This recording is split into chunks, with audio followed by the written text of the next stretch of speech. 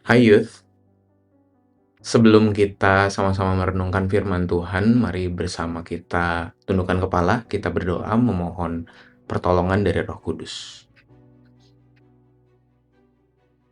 Tuhan, tolong kami untuk sungguh-sungguh menerima firman-Mu dengan seluruh diri kami. Kami rindu ditransformasi, dan kami tahu langkahnya adalah sehari demi sehari.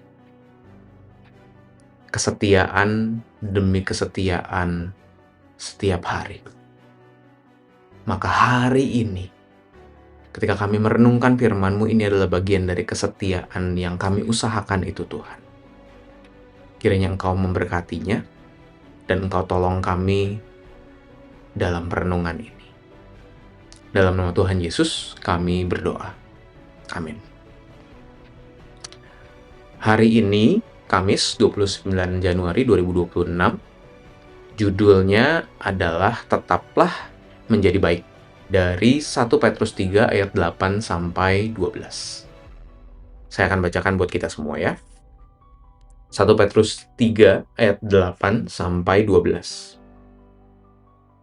Akhirnya, hendaklah kamu semua seia sekata, seperasaan, mengasihi saudara-saudara, penyayang, dan rendah hati, dan janganlah membalas kejahatan dengan kejahatan atau caci maki dengan caci maki. Tetapi sebaliknya, hendaklah kamu memberkati. Karena untuk itulah kamu dipanggil, yaitu untuk memperoleh berkat. Sebab, siapa yang mau mencintai hidup dan mau melihat hari-hari baik, ia harus menjaga lidahnya dari yang jahat dan bibirnya dari ucapan-ucapan yang menipu. Ia harus menjauhi kejahatan dan melakukan yang baik. Ia harus mencari perdamaian dan berusaha mendapatkannya. Sebab, mata Tuhan tertuju kepada orang-orang benar dan telinganya kepada permohonan mereka. Tetapi wajah Tuhan menentang orang-orang yang berbuat jahat. Sampai sedemikian pembacaan firman Tuhan. Youth, netizen Indonesia mempunyai reputasi internasional. Sayangnya, bukan reputasi yang membanggakan. Mereka dikenal karena komentar pedas dan hujatan yang kejam. Dari selebritas sampai orang yang tidak dikenal menjadi sasaran tanpa ampun, bahkan tanpa tahu cerita lengkapnya. Budaya berkomentar pedas ini pun menjadi semakin biasa, seolah tidak menorehkan luka bagi yang membacanya. Teks kita hari ini mengajak kita untuk tidak ikut-ikutan melakukan hal yang sama.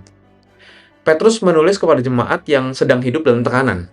Mereka dikucilkan secara sosial, dan pada saat yang sama mengalami perlakuan tidak adil karena iman mereka. Di tengah kondisi seperti ini, membalas dendam bisa terasa sangat wajar. Namun Petrus berkata sebaliknya, yaitu jangan membalas kejahatan dengan kejahatan, tetapi hendaklah memberi berkat. Ini bukan sekadar nasihat untuk bersikap manis, ini adalah ajakan untuk hidup secara radikal, yakni melawan arus dunia yang menganggap kekerasan dan balas dendam itu wajar. Petrus tahu bahwa menjadi baik, menjadi lembut, dan penuh kasih di tengah dunia yang kasar dan kejam itu sangat sulit.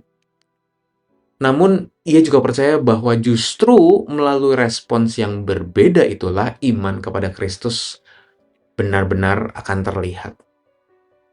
Youth, di dunia yang penuh dengan kekerasan dan kebencian, nilai-nilai kesabaran, kelembutan, dan kasih adalah tanda yang paling menonjol dari seseorang yang sudah disentuh oleh kasih karunia Tuhan. Dunia sangat membutuhkan orang-orang seperti itu. Pertanyaannya, apakah kita berani melawan arus dunia? Mari kita berdoa. Tuhan, berikan kami keberanian untuk melakukan yang benar. Berikan kami sebuah pikiran yang jernih, juga untuk melihat berbagai risiko ketika kami melakukan yang benar. Jangan biarkan kami menjadi polos dan melakukan dengan membabi buta, tetapi kiranya Tuhan hikmat-Mu berdiam atas kami, agar kami dengan teguh melakukan yang benar, dengan sebuah hikmat untuk melakukannya dengan tepat. Mohon pertolongan-Mu ya Roh Kudus. Terima kasih. Dalam nama Tuhan Yesus, kami berdoa.